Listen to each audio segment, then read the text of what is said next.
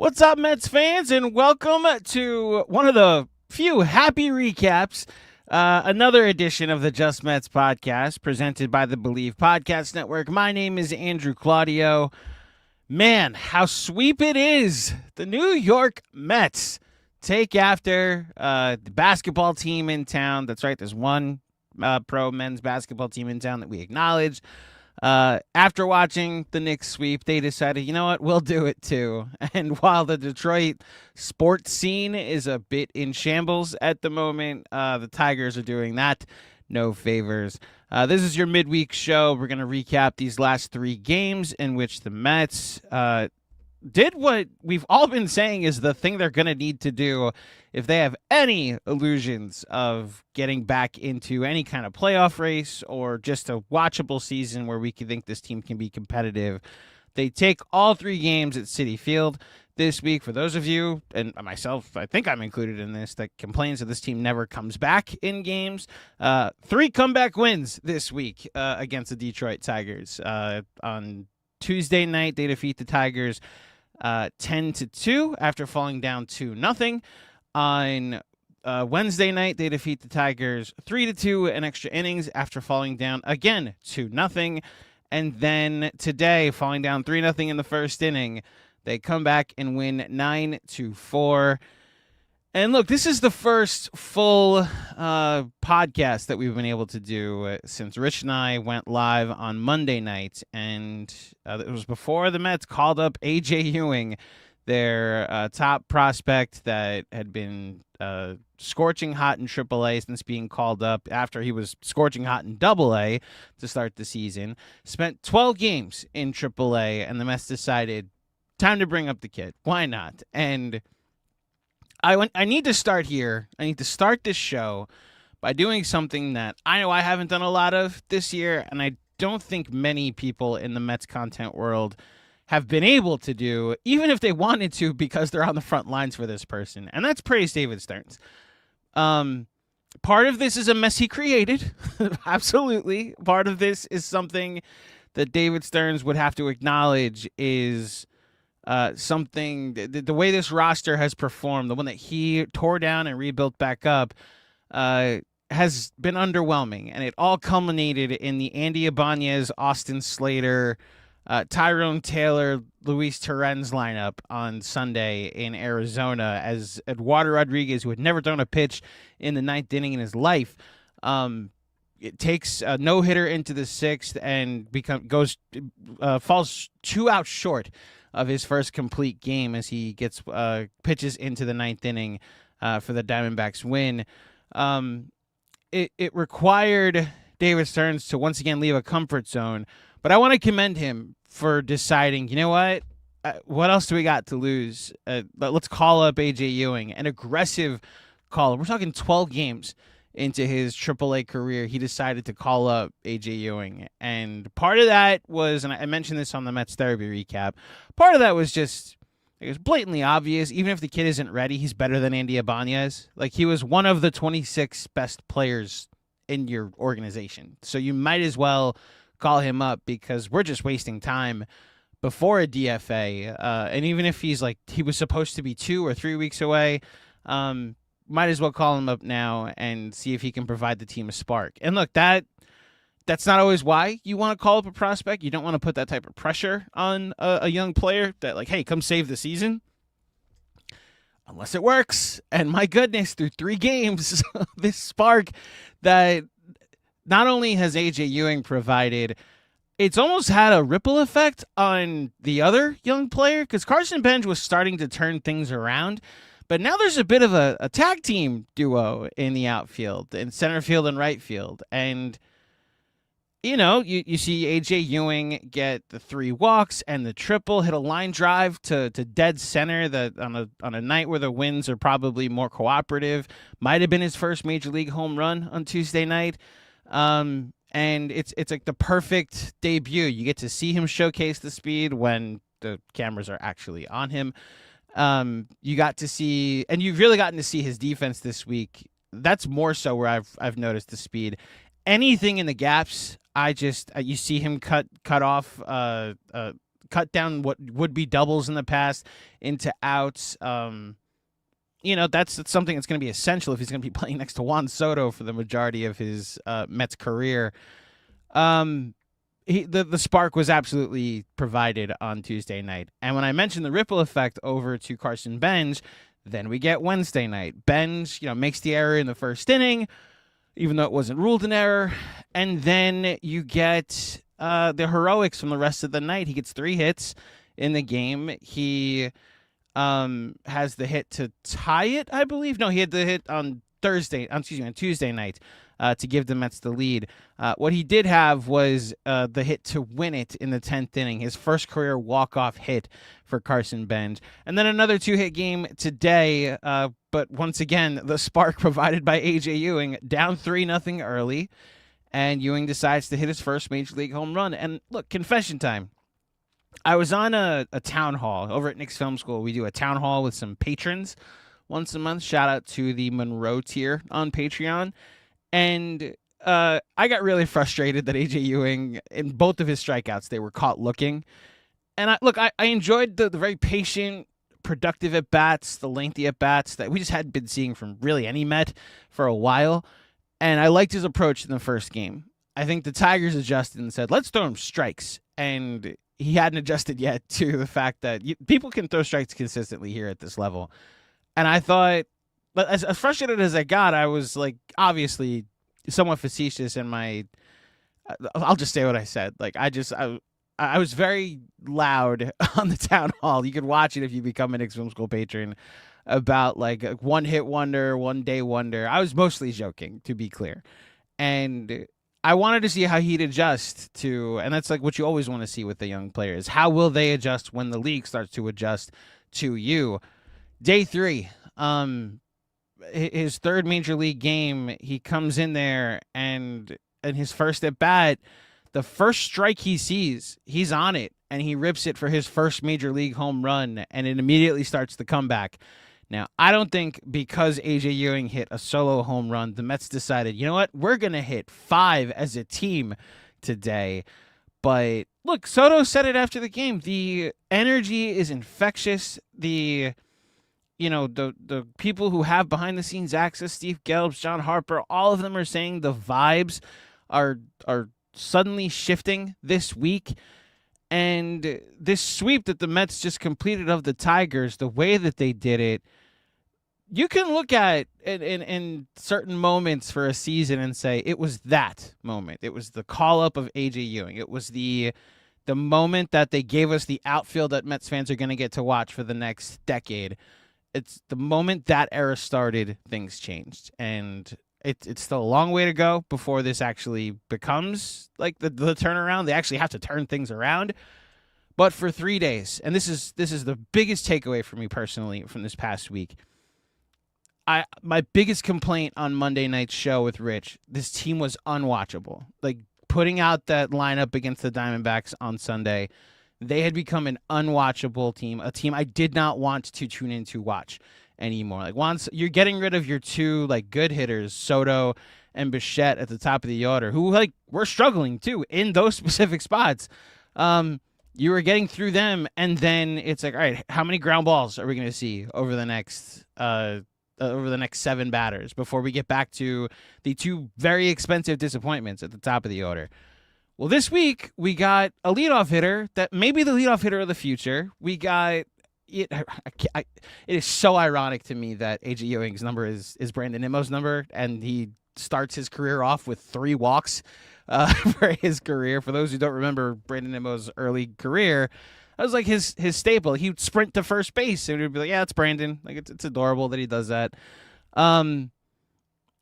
The fact that they gave us this peek into the future, while it also improving the present, made this baseball team very fun to watch for a couple days. And that's not something we've been able to say a lot for this season. So in the short term, in this vacuum of this week, I enjoyed watching Mets baseball, which I haven't been able to say much for the past, it's for the past 6 weeks, really, since they started 8-4 and then decided to have one of the longest losing streaks in franchise history.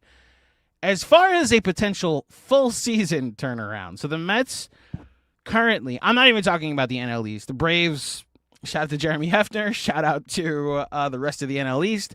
The Braves are probably going to go run and hide with this division and win 100 games. We've seen that doesn't really matter come playoffs, but they're going to have a fun full regular season. As far as the wild card is concerned, here's what I'll say. The Mets started this week in 15th place in the National League. For those counting, there are 15 teams in the National League. They're now in 13th place, or tied for 13th place with the San Francisco Giants. They have games coming up against the teams in front of them. Here's basically what I need to see, because they're 7 games under 500 right now. We'll talk about the Subway Series in a second, and I want to talk about some other guys that are not just AJ Ewing and Carson Benge. But like, the Mets are somewhat getting hot at the right time, while the teams ahead of them are getting cold at the right time. So they're about to go play the Yankees, who have lost 5 out of 6. They got swept by the Brewers over the weekend, lost 2 out of 3 in Baltimore, and now come to Citi Field with Cam Schlittler on Friday night. That's going to be a tough matchup, although the Mets have their best pitcher going, or at least the guy who's statistically been one of their best pitchers, in Clay Holmes on Friday night. Then I believe it's a bullpen game against Carlos Rodon. I'm actually going to double check. Is this going to be Rodon's first start of the year?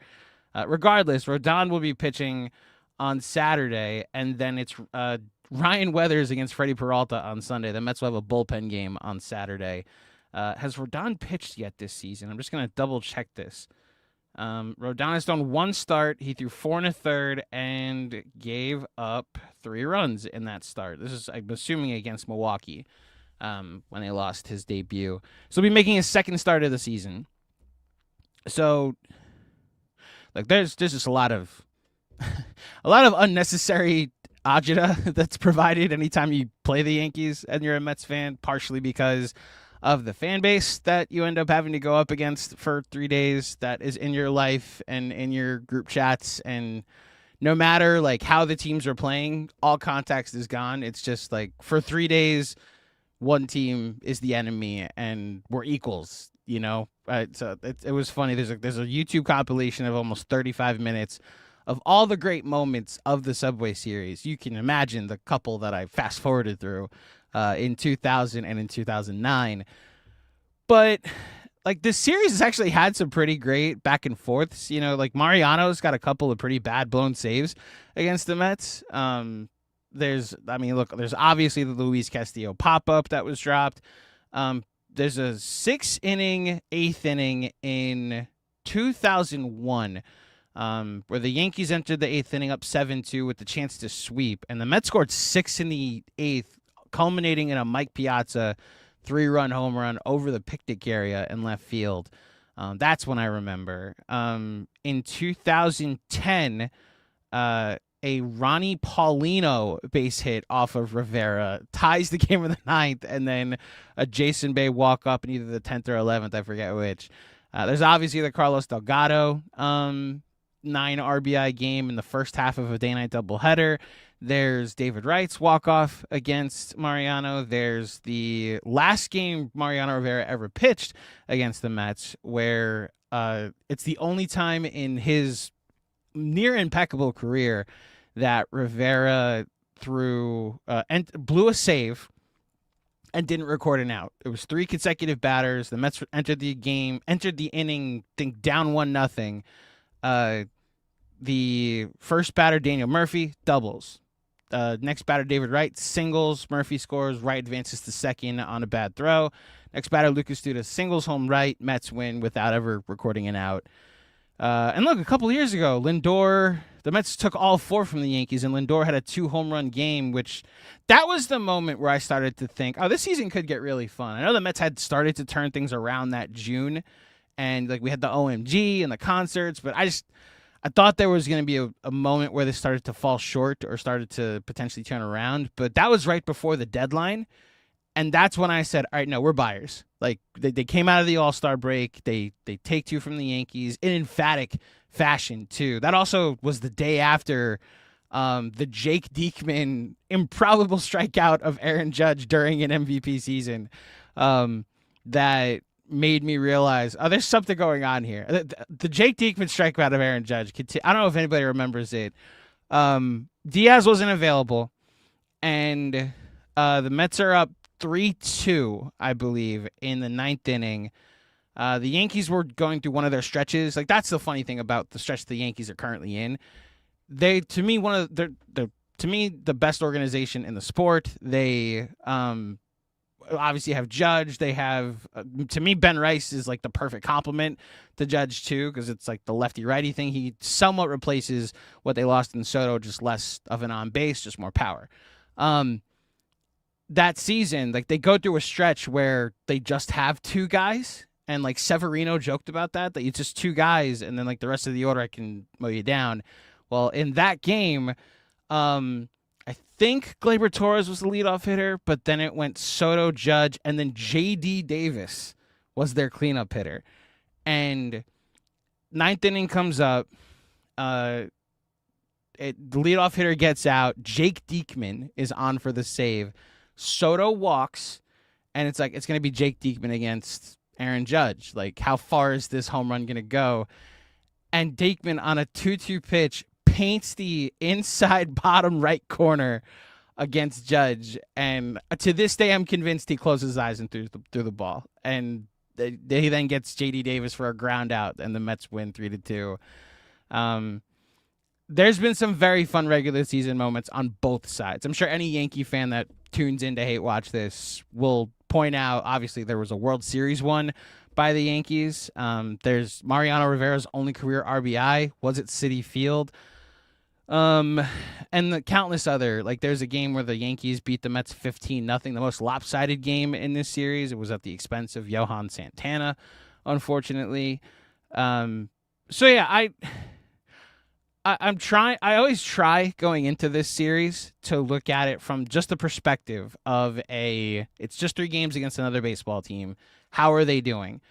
And even I can't put aside all of the like pomp and circumstance that's gonna come with the Subway Series. And like, the Mets are apparently also giving away a shirt on Saturday that has both teams' logos on it, commemorating the Subway Series. Like, this is a city coming together moment. I'll understand when that happens in September for the anniversary of 9/11, but I mean, for the May one, can I not get a giveaway given to me with the Yankee logo on it? Personally, I'm here to watch the baseball team I root for against the baseball team I like to root against. So again, just whoever wants my shirt, I'll give it to you. Don't worry. I will say, from an actual baseball standpoint, they're catching the Yankees at the right time. The Mets seem to be turning things around at the right time. Facing a lefty on Saturday does worry me, but it's Carlos Rodon, who they've had a lot of success against since he's been a Yankee. And yeah, the Friday night should be a pitcher's duel between Schlittler and Holmes. There's some storylines between Holmes facing the Yankees again, and if the Mets potentially have a lead late in this game, having to close out the Yankees with Luke Weaver and Devin Williams as your last line of defense will be fascinating to see how that goes. Ironically, the game I'm most confident in is Sunday. So if the Mets can get one win of the first 2 between the bullpen game that they're going to throw and the home start, I'm pretty confident they can win the series. This will go a long way toward convincing me, like, we're back, you know? Like, this season could return toward me looking at the record and looking at wins and losses. Look, I've always said my rule is don't look at a standing or a statistic as far as evaluating the season before Memorial Day. It's still 2 weeks away, so we still do have some time before that happens. The Mets have lost so much this season, and like, being the worst record in baseball at any point that isn't like the first week of the season is just so loud that you can't fully ignore the record.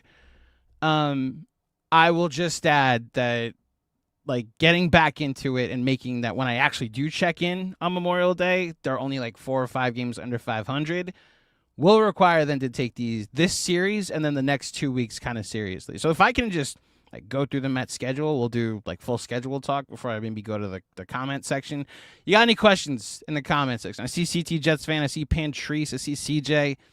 Anybody else wants to leave a comment, I'll go through the comments and answer some, interact with you guys before I get out of here. So the Mets' upcoming schedule. Let me see. Can I present this, actually?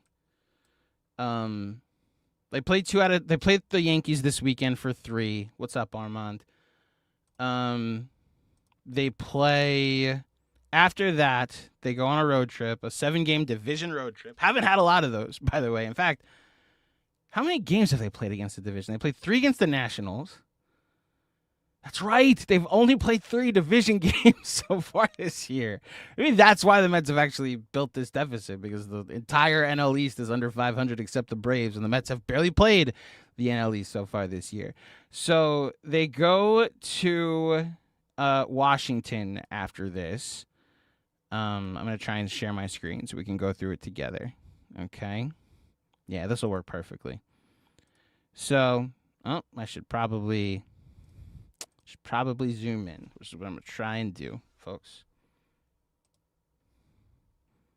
Technical issues. We're using ESPN.com for the schedule, by the way. So the Mets play the Yankees this weekend, and then they go. Eventually, I'm not going to click on the thing. I promise you, folks. I've used this. I've used the computer before. Apologies. The Mets play the Yankees this weekend. Then they play the Nationals for 4. Then they play Miami for 3. So next week it's in Washington, Monday, Tuesday, Wednesday, Thursday. In Miami for 3, Friday, Saturday, Sunday. Then they come home. They don't have a day off, for a couple of weeks. In fact, we're 2 weeks away from the Mets' next off day, it looks like. Yeah, they're off. They were off on Monday the 11th. They don't have off again until Thursday the 28th. That's 17 days without an off day. Wow. They come home, they play Cincinnati for 3, and then Miami again for 3. So we're looking at 16 games before another West Coast road trip where they go to Seattle not on Memorial Day. They go to Seattle because they come home on Memorial Day to play the Reds. They go to Seattle, to San Diego, and then they don't go west to the Mississippi until the last week of the season after this. I'm simply going to say in these 16 games, if the Mets have any aspirations of getting back in the wild card race, getting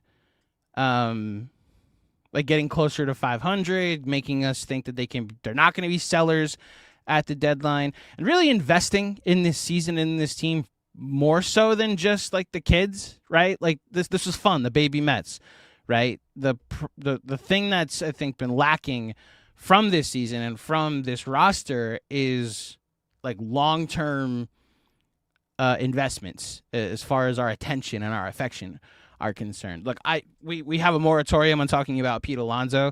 I really talk about Mark Vientos, by the way. A couple of good days at the dish, at the plate.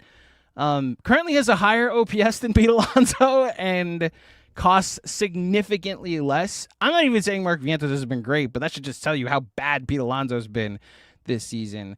It's unfortunately just what's going to come up. But part of the outcry of moving on from these homegrown Mets is exactly what I just said. Homegrown. Like, we invested time with Alonso, with Nimmo, with McNeil, even with Diaz, because we got him when he was a child, right? And then they traded for him, and they moved on, and then unfortunately they traded for him, they re-signed him, and then he moved on.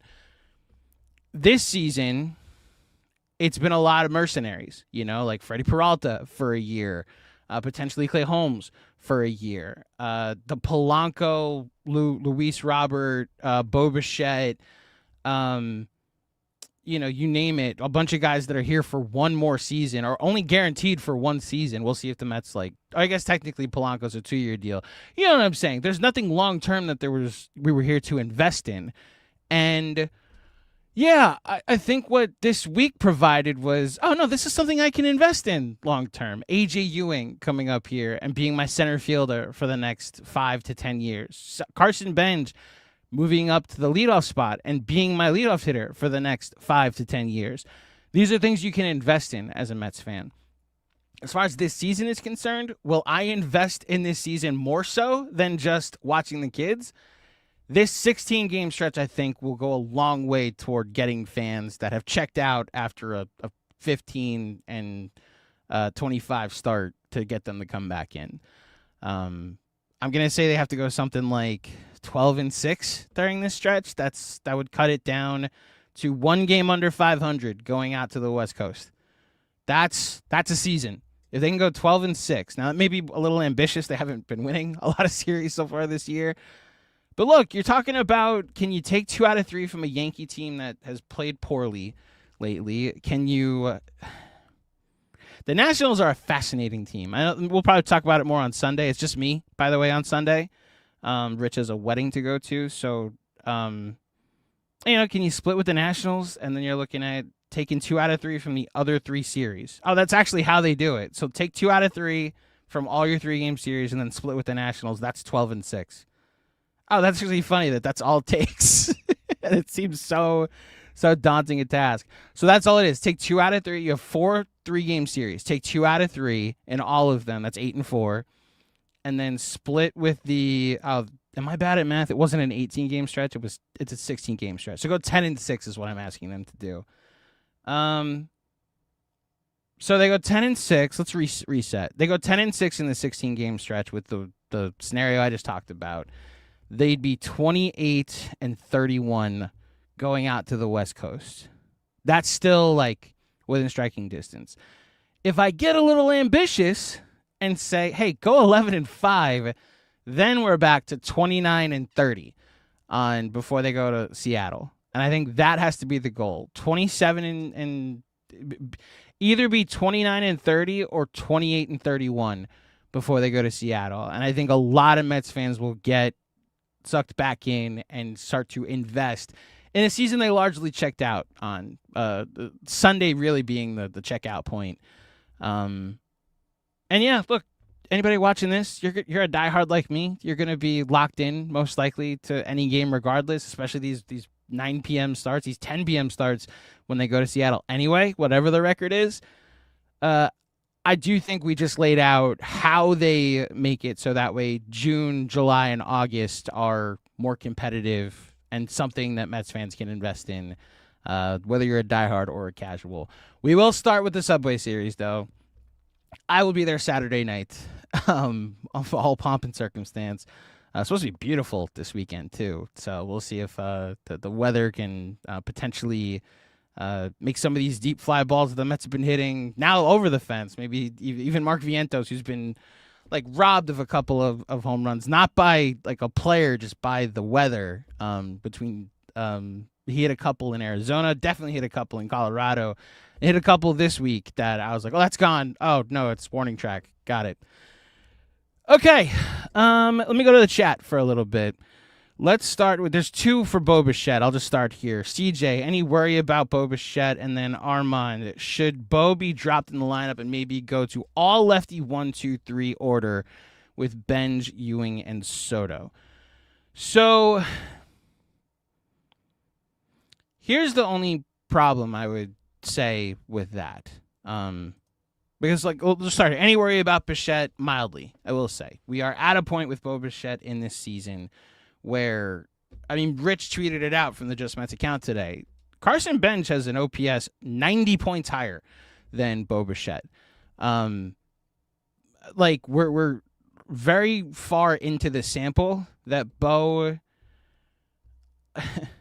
We're so far into this sample that this is more than just a bad start. He's having a bad season. Bad seasons can turn quickly if you're a hitter of his caliber.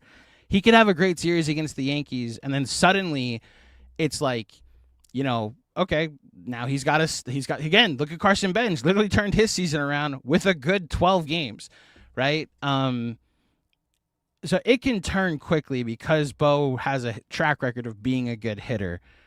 And it is still early enough that he could turn things around. The worry is just that, he got off to such a bad start, and he's in a new league and in a new city and on a new team, and this is just going to be what he is.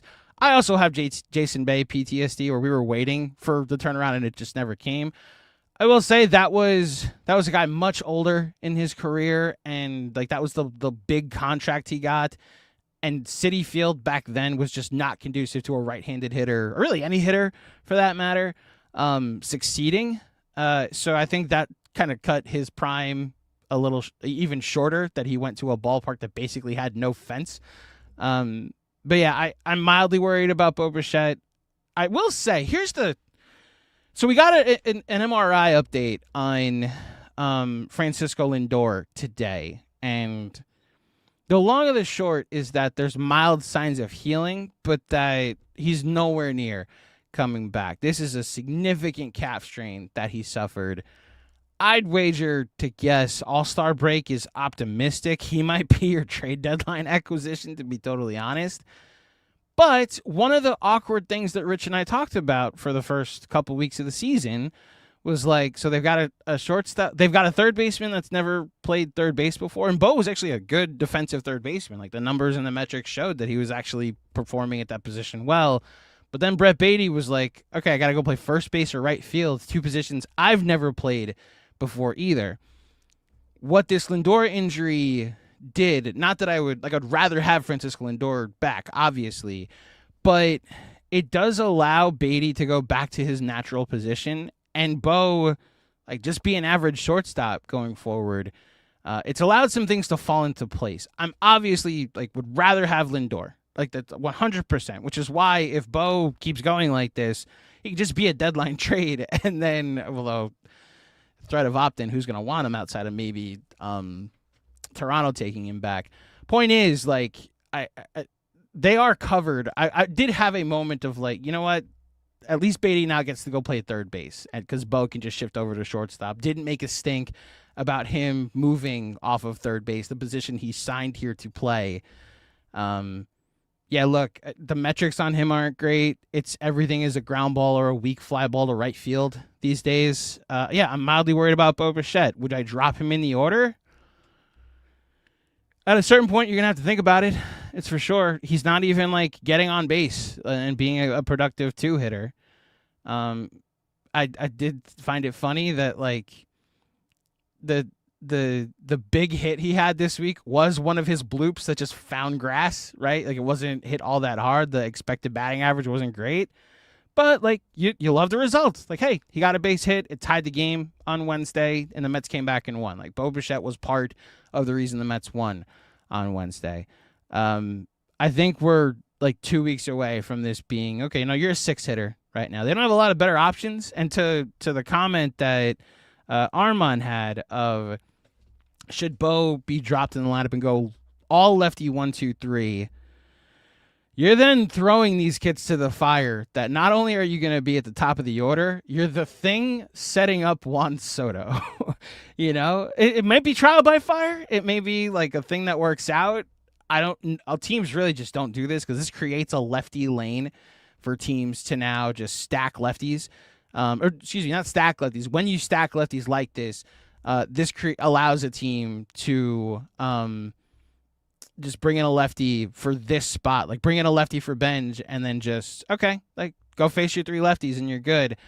I think the beauty of what the Mets have been able to do with the lefty righty at the top of the order is Soto. We have this term in the NBA called gravity. Like Steph Curry, because he attracts so much attention, he has so much gravity, all the players around him are able to succeed better. Like Karl Anthony Towns on the Knicks, when he's not playing well, his gravity is still so effective that teams have to pay so much attention to him, and they force other teams, other players, to be left open more often. It's why people all season were campaigning for Josh Hart to be taken out of the starting five, because his gravity isn't the best, but Josh Hart finds other ways to be productive despite low gravity.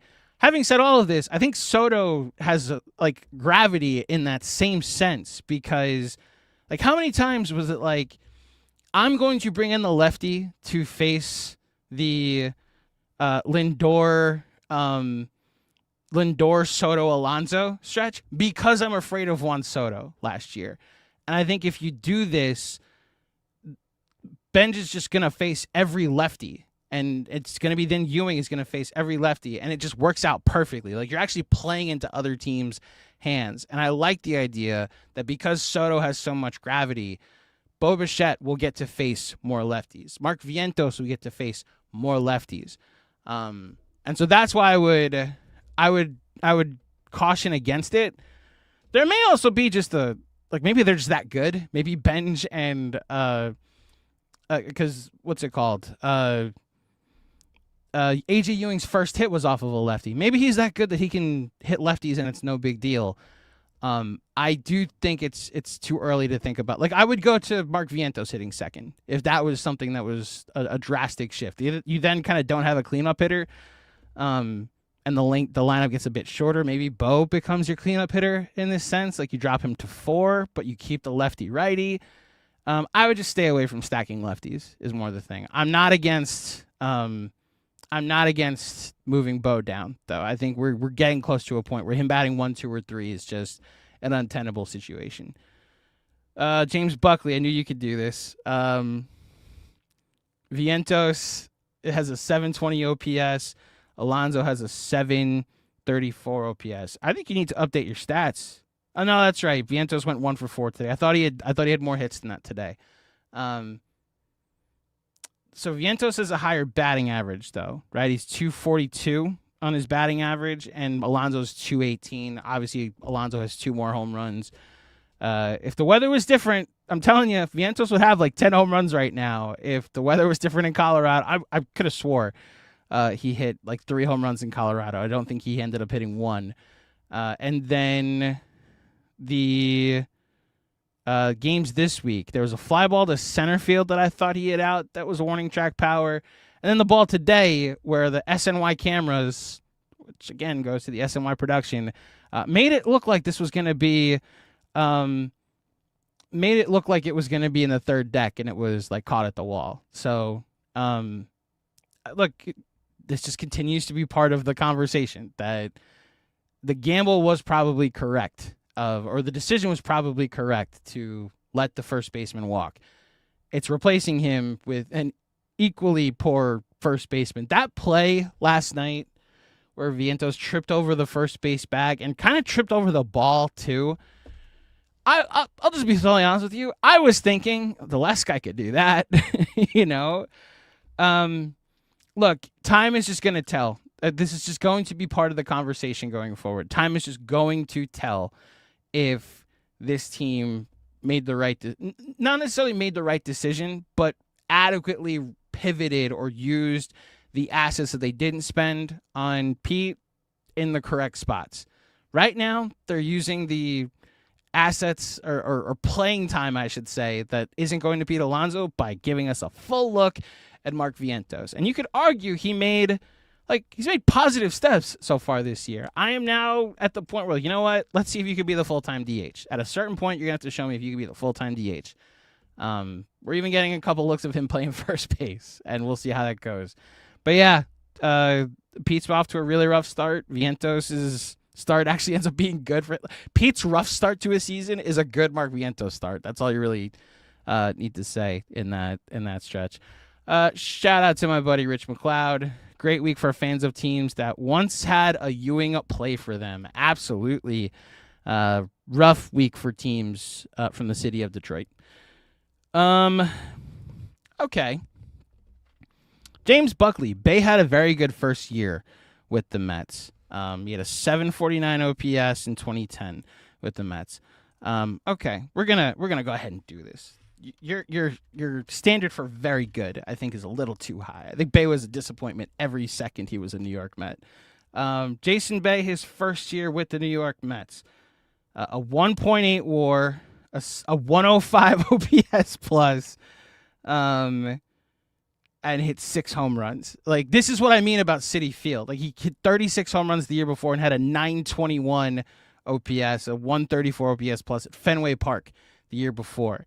And then he went to a ballpark that basically had no fence. Like, that's how I've always talked about Citi Field when it first opened. It was like when you'd play softball, and every now and then you'd have to play at a field. You were assigned to a field that had no fence, and you just had to hit line drives. And any fly ball that in other parks there would go over the fence and it wouldn't matter. Like, it didn't matter here. You actually had to hit the ball like line drives. And Jason Bay, all of his swing was catered for Fenway Park, at least at that point in his career. And then he shows up to Citi Field, and all these fly balls that he was hitting off the monster are dying at the Great Wall of Flushing. So I think in hindsight, he had more of an average year than a bad year, if you want to look at it.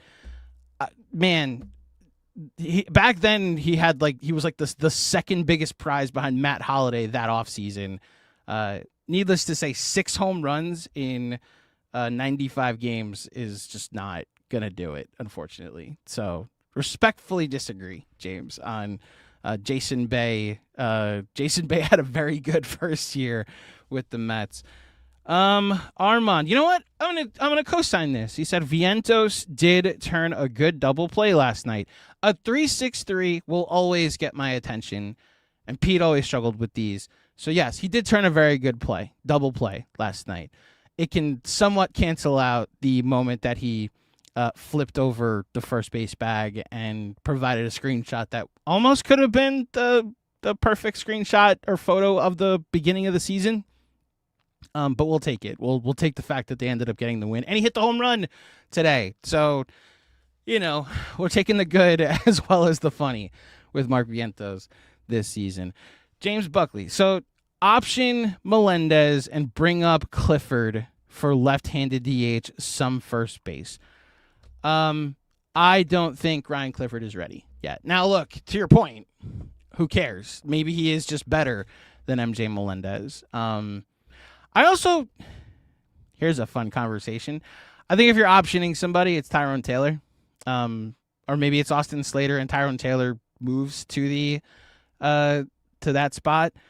Because right now MJ Melendez is playing every day. So you would hope that if Clifford comes up, he's coming up to play every day. So MJ Melendez can just be your off the bat bench, Yeah, here's all the research I've done, and I've started to really track Ryan Clifford. Very high strikeout rate is just the problem. Like I know he's had a great couple weeks, and the strikeouts are down, and the power is there. It's absolutely there. I worry you call him up right now, and major league pitchers are just going to find every hole in his swing, and it's just going to do him a disservice, unfortunately. So, similar to last year, where Francisco Alvarez got sent down, and you really the Mets were determined, no matter how many home runs you're hitting day after day after day, we are leaving you here until we are sure you are ready. We are leaving you down here or up here in AAA until we know that you've fulfilled all of your obligations. It was different with Ewing because, again, Andy Ibanez was playing for the Mets, and Austin Slater was getting at bats for the Mets, and AJ Ewing was at a 1,200 OPS in AAA. So I guess not in AAA, over the season. I think he had an 840 OPS in AAA. I'm actually lost on the numbers at this point. He was tearing it up, tearing the cover off the ball in AAA. I think Clifford needs a little more time, unfortunately. Could it be another situation of he's one of the 26 best players in your organization, call him up? Potentially. A couple more MJ Melendez offers or Austin Slater offers or Tyrone Taylor offers, and you could convince me that he comes up. But yeah, I would say wait, not no, but wait on Clifford. Maybe he comes up sometime in June, and then he platoons at first base and DH with Vientos. That could be the direction that they go. Buckley does bring up a good point. He has to be put on the roster this year, or Rule 5 will get him. Again, it's not no to this year. It's the right now I'm pushing up against. That's all. And Armand also brings up a good point. How is Clifford going to play every day with Soto at DH and swinging and Vientos swinging a hot bat? Again, these are problems that you have when Juan Soto is going through the injuries that he has. Thankfully, his ankle injury isn't as bad. Ironically, Morabito would actually make a ton of sense to call him up. I feel bad for Nick Morabito. AJ Ewing just showed up for a couple of weeks and left. Benge never got sent to AAA this year. Morabito just did nothing but hit in AAA this season. And the Mets are just like, yeah, you're probably a fourth outfielder and we're going to trade you, like they did with Drew Gilbert last year. But we'll see. Maybe both of them get called up. The way this is going, the baby Mets are going to take over the real Mets. So we'll see what happens. Last but not least, Armand Soto fouled the ball off his ankle last night and will be playing DH this entire weekend. Ironically, that makes their defense a lot better. Look, I'm glad he's okay. And it was good to see him have a good day at the dish today. Hit one out, hit a home run. Look, Brett Beatty has had a couple of good games. He hit a home run today. Marcus Semien, our 7-hitter. This is just, please just stay hitting 7th. That's all I can ask for. Even against the lefty, please, because righties will come into the game. Let him hit 7th. So yeah, I didn't realize. Is this true, James? Nick Morabito hasn't had a hit since Ewing got called up. He's depressed. That's actually really funny if that's true. I'd call them all up if this keeps going, because the fewer MJ Melendez, the few Austin Slaters at bats that I get, the better. Melendez had a good couple moments. I think he could be this year's Jared Young, where it's just like, I need you in a pinch. Although he strikes out a ton, so maybe that isn't even the right comp to make. Regardless, this was a fun week where they pushed the right button of bringing up the kids, specifically the kid, and it seemed to have a trickle effect on the rest of the roster. So who knows when you bring the next great Mets young player, if that could have a similar effect. I've gotten 47 minutes into this show, and I haven't even mentioned that Nolan McLean pitched today and that the pitching was largely good this week. Shout out to Christian Scott. Thought he dealt after his defense put him in a hole, and he kept putting up zeros. Nolan McLean, a bad first inning, and then just turned into an ace. I said this in the Mets therapy recap. Nolan McLean has been so good that you forget that this was his 16th major league start or his 17th major league start, and you're going to go through some bumps. And he had that first inning, which was a bump, and then the next 6 innings he looked like an all-star, and he was really thankful for it. Freddie Peralta has a bump on Tuesday, then goes the 6 innings that everybody is begging him to go on Tuesday night. So yeah, the pitching for me is always going to be what I focus on, because I think that's actually what drives winning. And I've said if the Mets simply just had an offense that exists, I don't need them to have the 2 games this week that they had against the Tigers where they scored 19 runs in 2 games.